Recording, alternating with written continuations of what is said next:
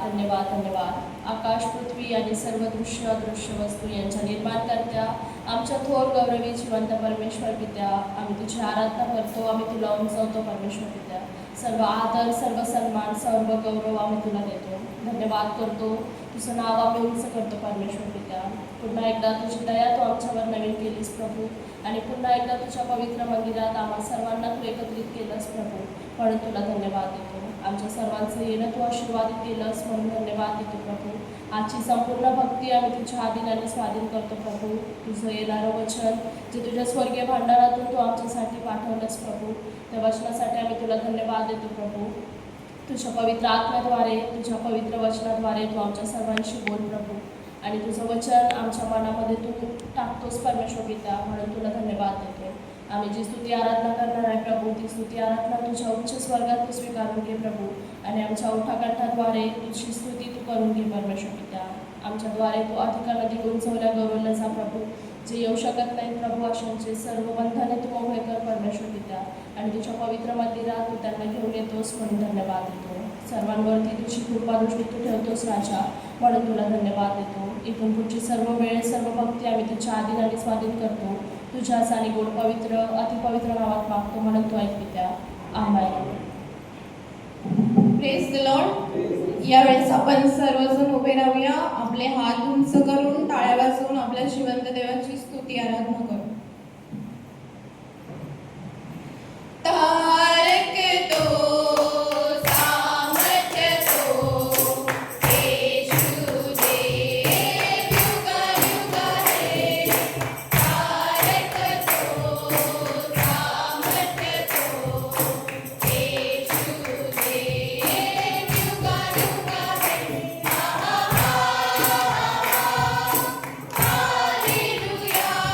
Oh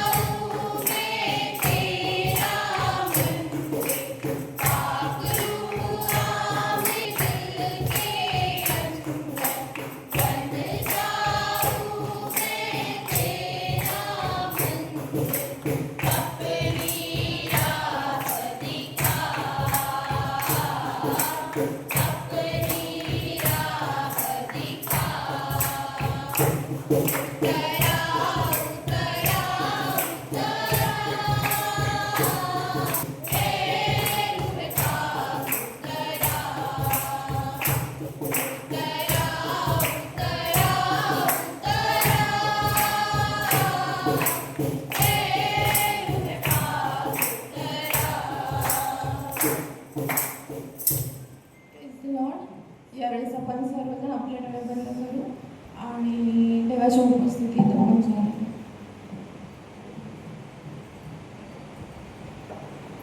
तुझी दया सनातन आहे, तुझी करुणा सदाची आहे, तुझी दया सनातन आहे, तुझी करुणा सदाची आहे. तुझ्या पंखाखाली आश्रय मला, तुझ्या नावामध्ये जीवन मला, तुझ्या पंखाखाली आश्रय मला, तुझ्या नावामध्ये जीवन मला. तुझी दया सनातन आहे, तुझी करुणा सदाची आहे, तुझी दया सनातन आहे, तुझी करुणा सदाची आहे. दिवसा सुटणारा बाण, काळोखात फिरणारी मरी, दिवसा सुटणारा बाण, काळोखात फिरणारी मरी.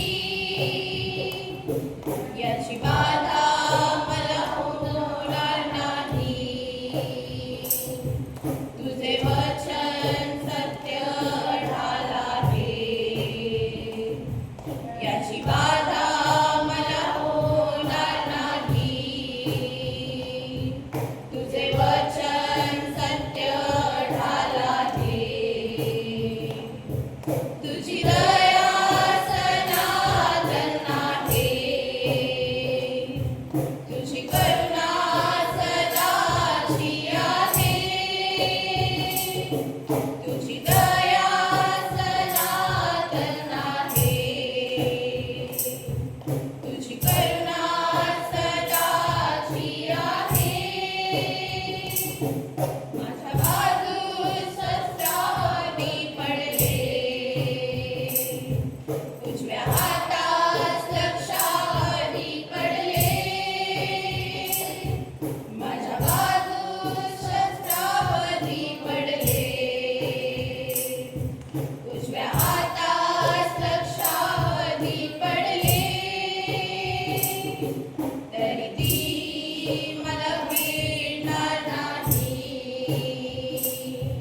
कारण प्रभू माझा आश्रय आहे. तरी ती मला भिडणार नाही, कारण प्रभू माझा आश्रय आहे. तुझी दया सनातन आहे, तुझी करुणा सदाची आहे, तुझी दया सनातन आहे, तुझी करुणा सदाची आहे. Praise the Lord. सोबत बायबल सोसायटी ऑफ इंडिया याचं देखील ते प्रमोशन करत असतात आणि बायबल सोसायटी संडे हा विशेष प्रत्येक चर्चमध्ये वेगवेगळ्या दिवशी वेगवेगळ्या महिन्यामध्ये पाळण्यात येतो. कारण प्रत्येक चर्चचे वेगवेगळे कार्यक्रम असतात. परंतु सांगण्याचं तात्पर्य हे आहे की ही संस्था 1811 पासून अस्तित्वात आलेली आहे आणि यावर्षी तिला जवळजवळ 215 वर्षे पूर्ण होत आलेली आहे आणि इतके मोठा वारसा या संस्थेला लाभलेला आहे. याची सुरुवात जी झालेली आहे फार मनोरंजक आहे. आपल्याला मला असं वाटतं बाळासाहेब थोडक्यामध्ये ते सांगतील. आणि मिशनरी जे आले भारतामध्ये त्यांनी बायबलचं प्रिंटिंग केलं. बायबल जे आहे ते आपल्या मूळ भाषेमधून आपल्या बोली भाषेमध्ये भाषांतर केलं आणि मग ते छापून आपल्यापर्यंत नेण्याचं महान कार्य जे आहे ते महान कार्य बायबल सोसायटी ऑफ इंडिया करत आहे. प्रभू येशू ख्रिस्ताने 12 शिष्यांची नेमणूक केली आणि हे जिवंत असे माणसे सगळ्या पृथ्वीवरती पाठवले वचनाचा प्रसार करण्यासाठी.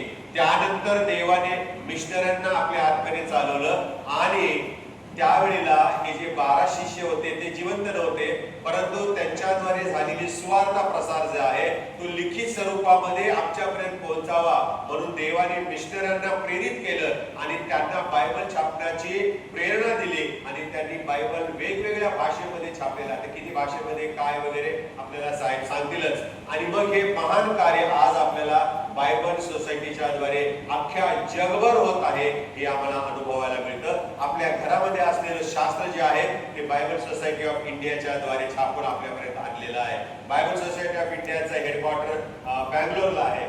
सर बँगलोरला आहे आणि मग त्याच्या शाखा ज्या आहेत त्या मुंबईमध्ये, गुजरातमध्ये, मध्य प्रदेश अशा सगळ्या ठिकाणी त्या शाखा आहेत आणि त्यांच्याद्वारे स्थानिक पातळीवरती बायबलचा प्रसार करण्यात येतो. आणि म्हणून वाढदिवसाला जात असताना, लग्नाच्या वर्धापन दिनाला जात असताना तुम्हाला जर माहित आहे की त्या कुटुंबाला बायबलची गरज आहे तर एक बायबल विकत घ्या आणि ते त्या कुटुंबाला भेट द्या, है ना. चिनी मातीची भांडी देण्यापेक्षा, स्टीलची भांडी देण्यापेक्षा विकले तर कोणी घेत नाही, भंगारवाला स्टीलची भांडी आजकाल नाही का.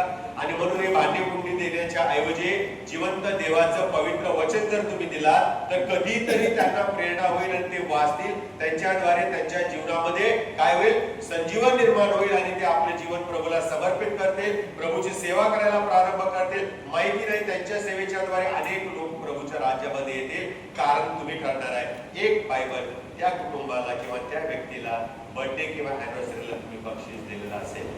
आणि म्हणून कृपया पवित्र शास्त्र किती महत्वाचं आहे. जिवंत माणसं नव्हती, प्रेषित नव्हते, परंतु देवाने प्रेरणा देऊन हे लिखित स्वरूपामध्ये हे शास्त्र आमच्यापर्यंत आणलेलं आहे. आणि जेव्हा आम्ही देवाचं वचन वाचतो तेव्हा ते देवाचं वचन जिवंत होतं आणि त्याच्याद्वारे आमचं दुःख, आमची संकट, आमचे अश्रू पुसले जातात. आणि आम्हाला प्रियानो परमेश्वर इतका आशीर्वादित करतो की त्याच्या आशीर्वादाने आम्ही तृप्त होतो. एक वेगळ्या प्रकारची मनशांती मिळते. समस्यामध्ये, अडचणीमध्ये असताना ते वचन आम्हाला मार्गदर्शन करतं. म्हणजेच काय की पवित्र वचनाच्या द्वारे देव आपली शब्द जिवंत करतो आणि त्याद्वारे तो आम्हाला आधार देतो, आम्हाला मार्गदर्शन करतो.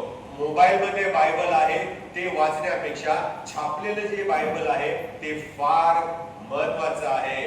कारण प्रियानो मोबाईल बद्दल बायबल वाचता येत नाही, त्याच्यामध्ये भाषांतर वेगळं असतं आणि त्याचा अर्थ प्रियानो आपल्याला लवकर समजत नाही. त्याच्यामध्ये क्रॉस रेफरन्स किंवा संदर्भ नसतात. परंतु हे जे प्रिंटेड केलेलं लिखित बायबल जे आहे ते फार महत्वाचं आहे. आपल्या कुटुंबामध्ये ठेवा. बायबल सोसायटीने छोटे छोटे पॉकेट बायबल पण आणलेले आहेत. नवीन करार आणलाय. मोठं बायबल एवढं घेऊन फिरण्यापेक्षा फक्त नवीन करार पण तुम्ही घेऊन जाऊ शकता. म्हणजे काय की बायबल सोसायटी ऑफ इंडियाचे जे अधिकारी आहेत त्यांनी हे वचन आम्ही आमच्या रोज कसं स्वतःजवळ बाळगू शकतो यासाठी वेगवेगळ्या प्रकारचे बायबल त्यांनी छापलेले आहेत. आणि म्हणून त्याविषयी ते जास्त माहिती देणार आहेत कारण मी माझं भाषण कमी करतो. परंतु अशा या महान अशा लिगसी असलेल्या, वारसा असलेल्या बायबल सोसायटी ऑफ इंडियाचे सेक्रेटरी आपल्यामध्ये आहेत रेव्हरंड क्लेमेंट ख्रिश्चन. आणि मी त्यांना विनंती करतो की त्यांनी कृपया आज देवाच्या वचनाचा मानना या मिळण्यासाठी जो दिलेला आहे तो विलित करावा आणि बायबल सोसायटी कशा प्रकारे काम करते, आमचं त्या देवाच्या मान सेवेमध्ये काय सहयोग असला पाहिजे, काय सहकार्य असलं पाहिजे त्याचं महत्व पण ते आम्हाला पटवून देते. आणि म्हणून बायबल सोसायटी ही प्रियानो आमच्या सपोर्ट वरती अवलंबून आहे आणि प्रभू त्यामध्ये आम्हाला अधिक सहाय्य करेल. ओव्हर टू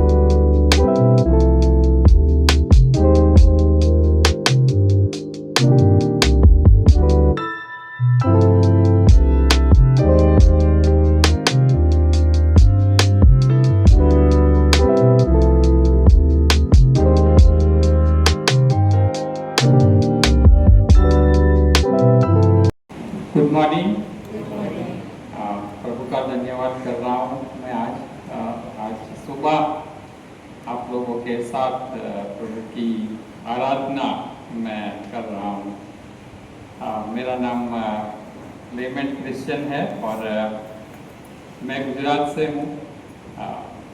2007 में मैं यूबीएस से ग्रेजुएट हुआ। आपके पास्टर साहब भी यूबीएस ग्रेजुएट है और उसके बाद 16 साल तक मैंने गुजरात डायोसिस में एज ए पास्टर सेवा की है और 2023 में परमेश्वर की बुलाहट को मानकर मैंने Bible society of India join किया है। प्रभु का धन्यवाद और प्रभु की स्तुति मैं करता हूँ। आप सभी के पास बाइबल है और आपकी भाषा में ना मराठी भाषा में है और प्रभु की कृपा है कि जो किताब प्रभु की कृपा है जो किताब हिब्रू, ग्रीक और अरेमाइक भाषा में लिखी गई थी वो आज आपके पास आपकी भाषा में है और बहुत महंगी भी नहीं है। वो किताब आपके लिए बहुत महंगी नहीं है, सस्ती बाइबल है। 300 रुपये में हम लोग देते हैं। अगर आपको परवड़ेगा नहीं ना तो 10% डिस्काउंट कर देते हम लोग, 270 में दे देते हैं हम लोग।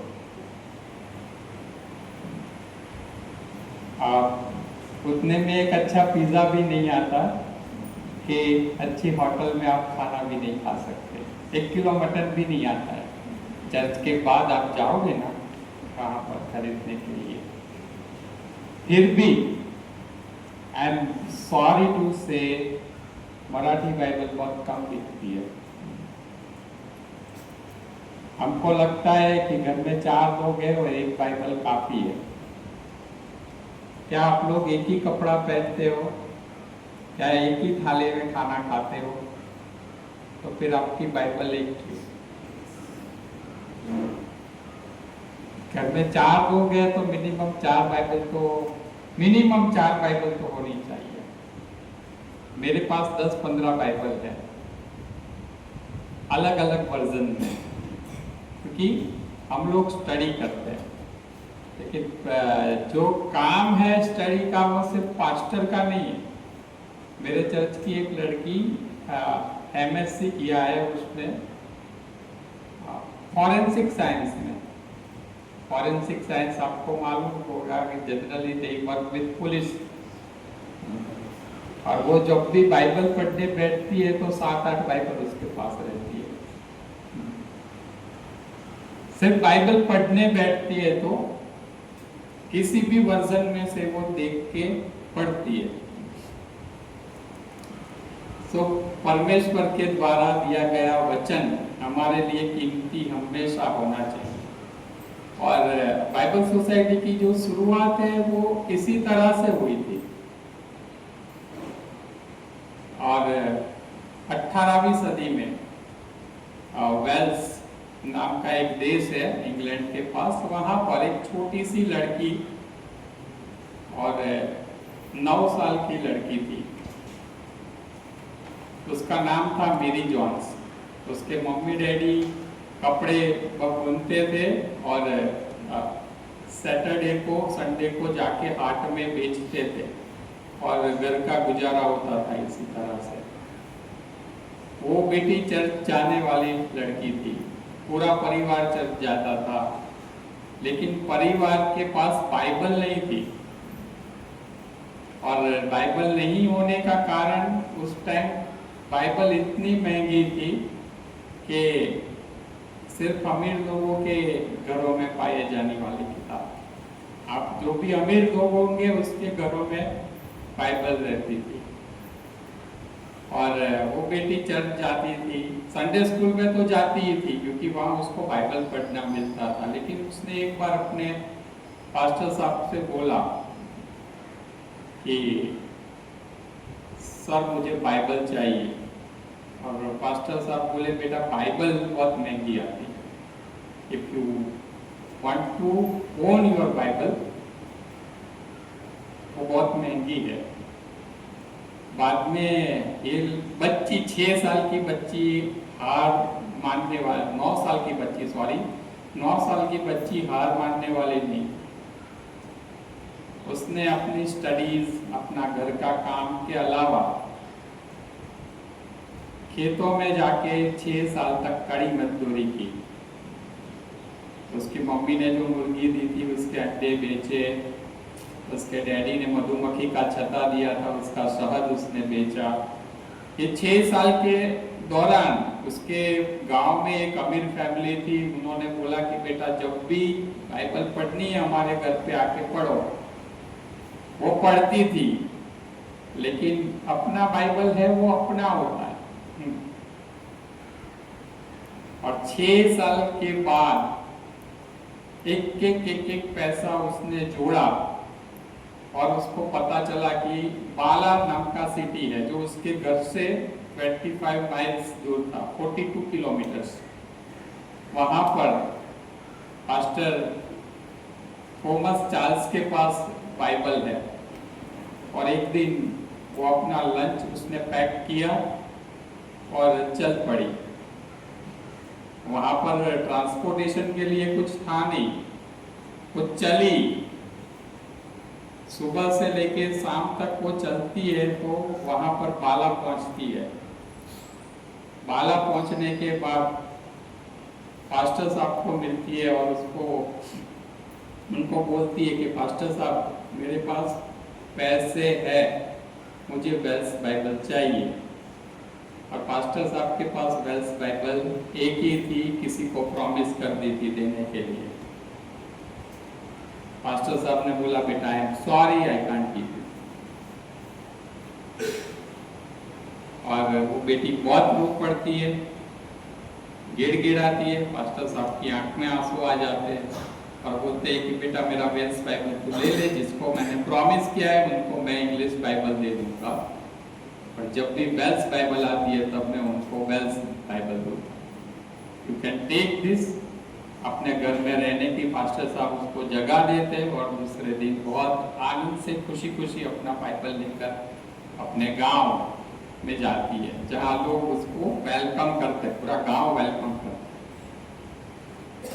ये इंसिडेंट के बाद पास्टर साहब को लगा कि बाइबल तो सभी के पास होनी चाहिए, और सभी पास्टर साहब वहां के मिले और 1804 में British and foreign Bible society बनी, वेल्स में सबसे पहले। और वो बाइबल सोसाइटी 1811-21 फरवरी में कलकत्ता में शुरू हुई।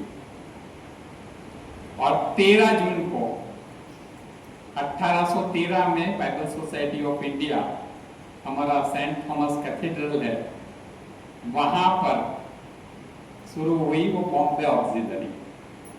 हमारी जो बॉम्बे ऑक्सिलरी है वो सबसे पुरानी ऑक्सिलरी है कलकत्ता के बाद। और हम लोग महाराष्ट्र और गोवा में बाइबल प्रोवाइड करते हैं, हम लोग। हमारा सबसे पहला जो काम है वो ट्रांसलेशन का काम है। आपके पास जो बाइबल है मराठी में है। आज तक हम लोगों ने 88 भाषाओं में बाइबल को ट्रांसलेट किया है, और 92 भाषाओं में नया नियम जो है शुभ वर्तमान,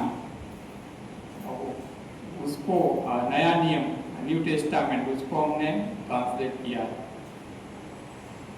दूसरा काम हमारा है प्रिंटिंग का, हम लोग बाइबल प्रिंट करते हैं। तीसरा काम है डिस्ट्रीब्यूशन का काम। आपके पास जो बाइबल है 300 रुपए वाली बाइबल, वो हमको पड़ती है, उसकी जो कॉस्ट है ना 1000 रुपीज तक की है। आप जानते हो everything is very expensive now. Papers imported होते हैं, इतने पतले होते हैं।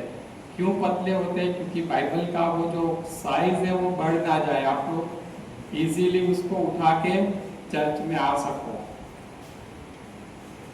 और प्रिंटिंग उसका, बाद में ट्रांसपोर्टेशन, ड्यूटीज हम लोग चुकाते हैं, एडमिनिस्ट्रेटिव एक्सपेंसेस होते हैं। उसके बाद वो बाइबल बहुत महंगी हो जाती है।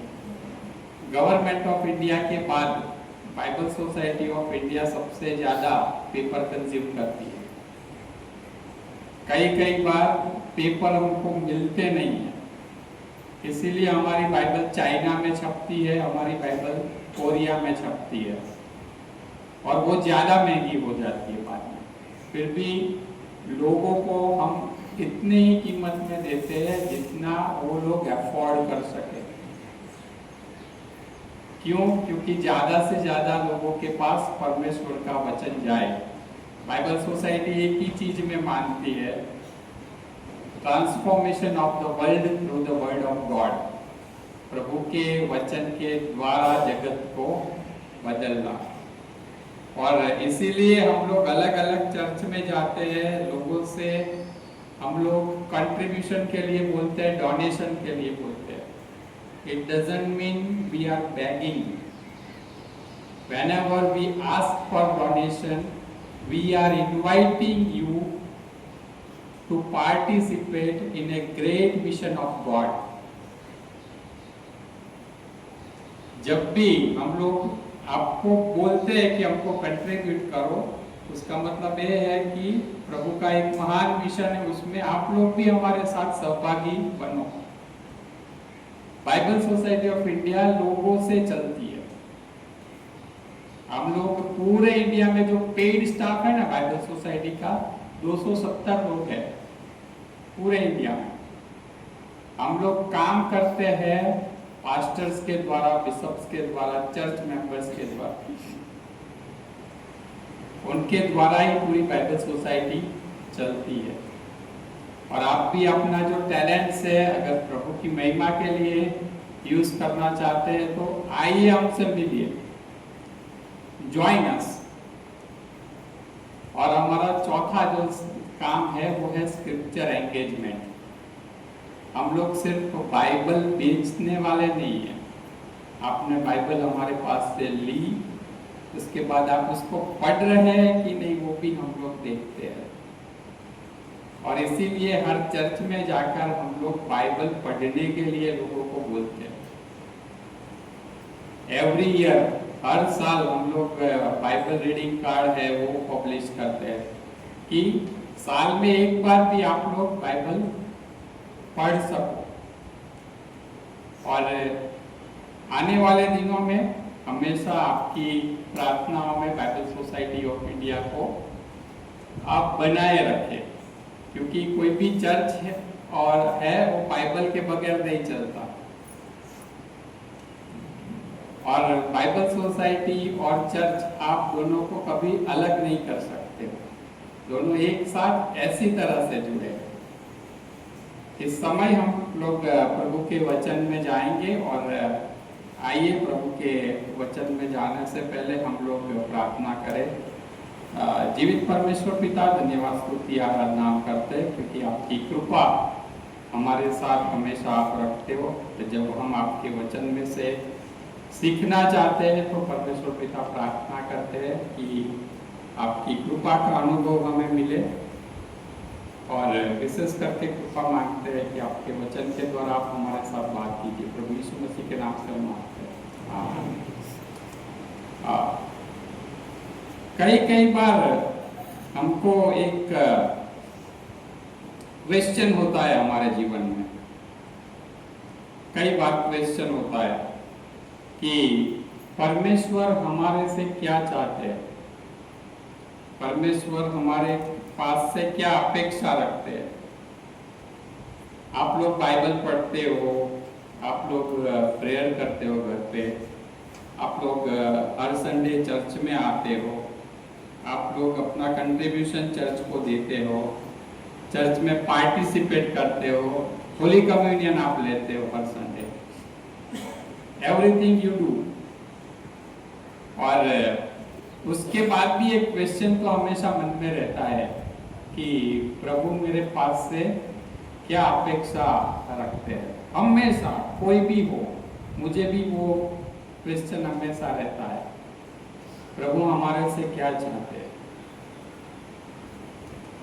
और ये क्वेश्चन परमेश्वर के दास को भी हुआ और आज हम जो देखना चाहते हैं वो मीका की पुस्तक उसका 6ठा अध्याय और 6 से 8 तक हम लोग पढ़ेंगे और उसके ऊपर हम लोग गौर करना चाहते हैं।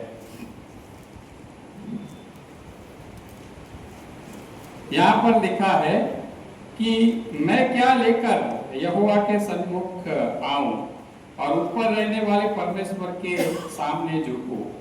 क्या मैं होम बलि के लिए 1-1 वर्ष के बछड़े लेकर उसके सन्मुख आऊं? क्या यहोवा हजारों मेढ़ों से या तेल की लाखों नदियों से प्रसन्न होगा?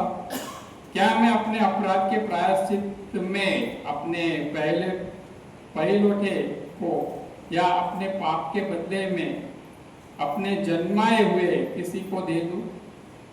हे मनुष्य, वह तुझे बता चुका है कि अच्छा क्या है और यहोवा तुझसे इसे छोड़ क्या चाहता है कि तू न्याय से काम करे और कृपा से प्रीति रखे और अपने परमेश्वर के साथ नम्रता से चले। और जो मीका था वो एक ऐसा नबी था, एक ऐसा प्रबोधक था कि जो यहूदी प्रजा का प्रबोधक था। और आज हम में और उस समय की यहूदी प्रजा में बहुत फर्क नहीं है, क्योंकि वो लोग भी गरीब थे, लाचार थे, they were suppressed, उनको दबाया गया था। बहुत बार वो लोग किसी और की गुलामी में आए थे। एक या दो बार तो उनको वहां से अपने देश से निकाला गया था और एक ऐसी प्रजा का वो प्रबोधक था और वो पूछता है कि परमेश्वर क्या चाहता है हमारे से, प्रभु हमारे पास से क्या अपेक्षा रखते हैं। और ये जो हमारा सवाल है उसका जवाब यहाँ पर दिया गया है। और परमेश्वर के वचन में हम लोग देखते हैं तो ये सवाल का जवाब हमको मिलता है। और आखिरी आयत में यहाँ पर लिखा है कि हे मनुष्य, वह तुझे बता चुका है कि अच्छा क्या है और यहोवा तुझसे इसे छोड़ और क्या चाहते हैं कि तुम न्याय से काम करे और कृपा से प्रीति रखे और अपने परमेश्वर के साथ नम्रता से चले। सबसे पहली जो बात है कि तू न्याय से काम करे, तू न्याय से काम करे। हमारा जो बिहेवियर होता है, हमारी जो वागणुक बोलते हैं ना, वो न्याय से होनी चाहिए। और ये चीज आजकल के जगत में दिखाई देती नहीं है। ये चीज आजकल के जगत में दिखाई देती नहीं है। यहाँ पर 10वीं और 11वीं आयत में क्या लिखा है कि क्या अब तक दुष्ट के घर में दुष्टता से पाया हुआ धन और छोटा एपा द्रोणित नहीं है? क्या मैं कपट का तराजू और गड़बड़ के बटखोरों की थैली लेकर पवित्र ठहर सकता हूँ? हम लोग जानते हैं कि cheating is everywhere, cheating is everywhere. आप फिश मार्केट जाओगे, आपने 1 किलो फिश खरीदी, वही फिश आप और जगह पे उसका वजन करवाओगे तो बहुत कम होगी,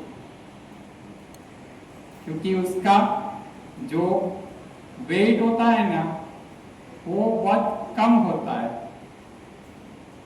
और ऐसी चीटिंग हर एक बात में आपको दिखाई देगी,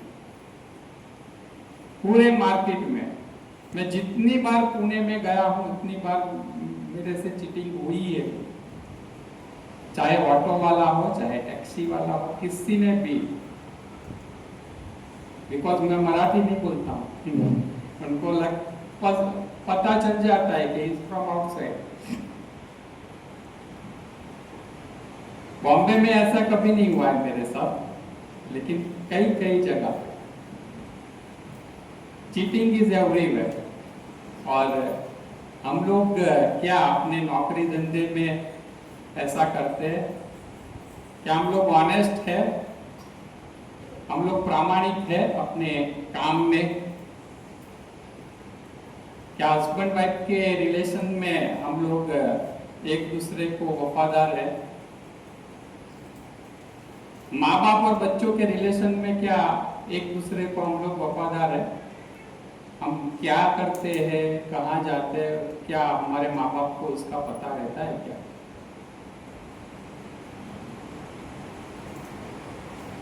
और रही बात हमारे चर्च की, दूसरे चर्च के मेंबर्स से क्या हम लोग अच्छी तरह से रहते हैं? साम 51 और उसकी आयत 6 आयत 6 नंबर की आयत जो है वो हमको ऐसी बोलती है कि देख तू हृदय की सच्चाई से प्रसन्न होता है और मेरे मन ही में ज्ञान सिखाएगा। परमेश्वर कैसे प्रसन्न होते हैं? हृदय की सच्चाई से। परमेश्वर हृदय की सच्चाई से प्रसन्न होते हैं। अगर चर्च की बात है, कोई गलत कर रहा है तो फिर उसको जाके बोलो कि दिस इज रॉन्ग ब्रदर और सिस्टर, दिस इज रॉन्ग। कई बार कुछ लेटर्स, मैं जब पास्टर था तब एनोनिमस लेटर्स हमको मिलते हैं दूसरे चर्च के मेंबर्स के लिए। It is not good. और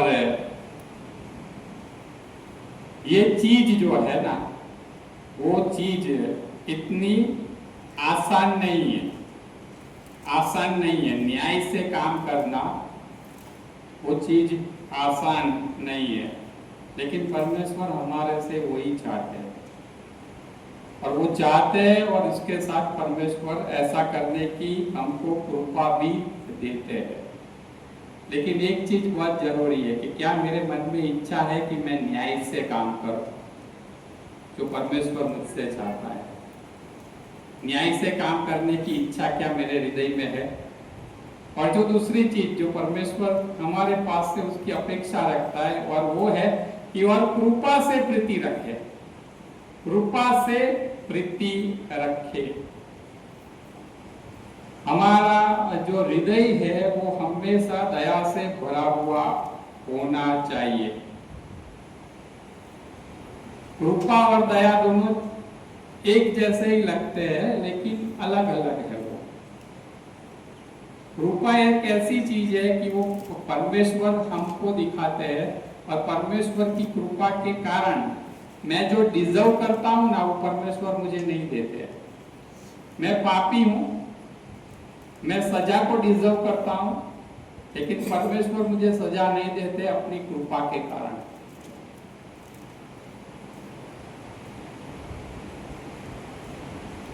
और जो चीज के लायक मैं नहीं हूं, वो परमेश्वर मुझे देते, वो दया है उनकी। क्या वो दया हमारे जीवन में है? Do we have that mercy? और बाइबल है ना, वो बहुत सारे एग्जाम्पल से भरी हुई है कि जहां पर दया दिखाई गई है। गुड समारिटन, वो समरून का भला आदमी, अच्छा आदमी, और उसने क्या किया? एक आदमी सड़क के किनारे पड़ा है, उसको मारा गया है, वो लहूलुहान हो गया है, उसको लूट लिया गया है।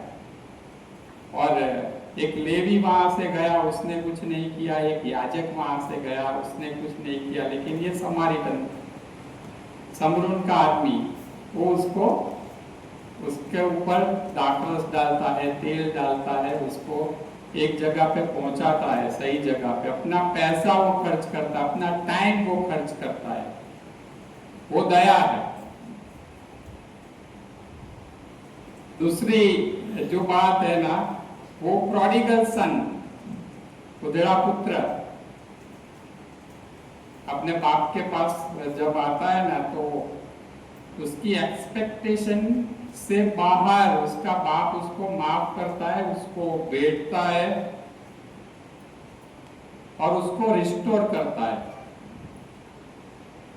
अपने बेटे का दर्जा उसको वापस देता है। और प्रभु यीशु मसीह में भी बहुत दया थी। एक लेडी जो व्यभिचार में पकड़ी गई थी, परमेश्वर ने उसको माफ किया। और जब हम दया दिखाते हैं ना, तो कुछ बड़ा काम हम नहीं करते। परमेश्वर ने हमको जो दया दिखाई है ना, उसको हम सिर्फ रिफ्लेक्ट करते हैं दूसरे लोगों के लिए, उसका प्रतिभाव हम देते हैं।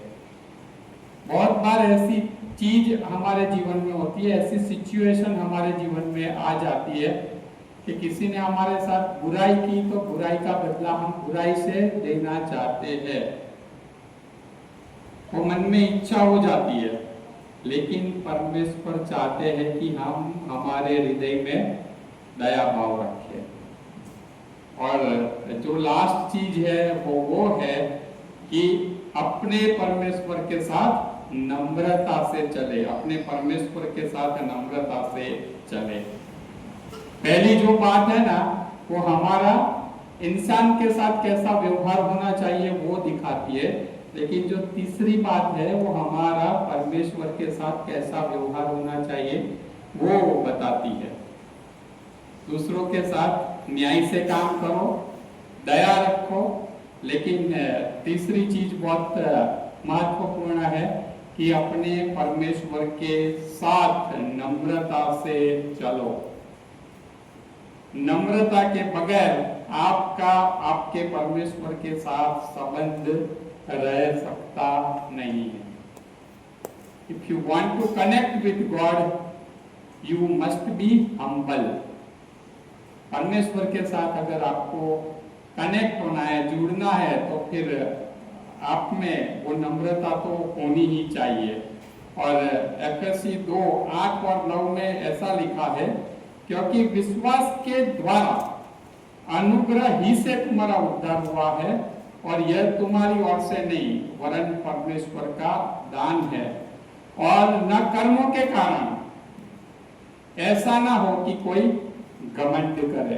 हमारा जो उद्धार हुआ है प्रभु यीशु मसीह के ऊपर विश्वास रख के और परमेश्वर की कृपा से हुआ है, हमारे अच्छे कामों से नहीं। इसलिए घमंड करना परमेश्वर के आगे बहुत बुरी बात। कोई भी हो, उद्धार एक ही चीज से होता है, प्रभु यीशु मसीह के ऊपर विश्वास और परमेश्वर की कृपा। इसके अलावा उद्धार होता नहीं। तो फिर घमंड का कारण क्या है? परमेश्वर के साथ नम्रता वो बहुत जरूरी है। और कई बार हमको घमंड आ जाता है, मुझे अच्छी जॉब मिली, मेरा बिजनेस अच्छा चला, मैंने अच्छा घर खरीद लिया, मैंने अच्छी कार खरीद ली, मेरा बैंक बैलेंस बढ़ गया। उसके बाद मैं सोचता हूँ कि I have it because I deserve it. That's wrong, that's wrong. हमारे पास जो भी है वो परमेश्वर की कृपा से ही है। और कई बार ये घमंड के कारण हम परमेश्वर का वचन पढ़ना छोड़ देते हैं, प्रार्थना करना छोड़ देते हैं, चर्च की संगति में आना छोड़ देते हैं, और हम मानते हैं कि प्रभु हमको देता है क्योंकि वो बंधा हुआ है हमको देने के लिए। ये नम्रता नहीं है परमेश्वर के साथ। परमेश्वर के साथ नम्रता से चलो तो ही आपके जीवन में आशीष आएगी। और लास्ट में वही क्वेश्चन कि परमेश्वर क्या चाहता है, हमारे पास से परमेश्वर क्या चाहता है। तो 3 चीज यहाँ पर लिखी गई है कि न्याय से काम करो, कृपा से प्रीति रखो, और अपने परमेश्वर के साथ नम्रता से चलो। ये 3 चीज हमारे जीवन में बहुत महत्वपूर्ण है। प्रभु हमको आशीष दे। प्रार्थना करते हैं। जीवित परमेश्वर पिता, धन्यवाद स्तुति आराधना करते हैं क्योंकि आपकी कृपा दया उपस्थिति हमेशा हमारे साथ है, और जो आप चाहते हैं हमसे वो करने के लिए आपकी कृपा मिले। हम न्याय से काम करें, दया भाव रखें और आपके साथ नम्रता से चले, ऐसी प्रार्थना करते हैं। हमारी प्रार्थना प्यारे प्रभु यीशु मसीह के नाम से हम मांगते हैं।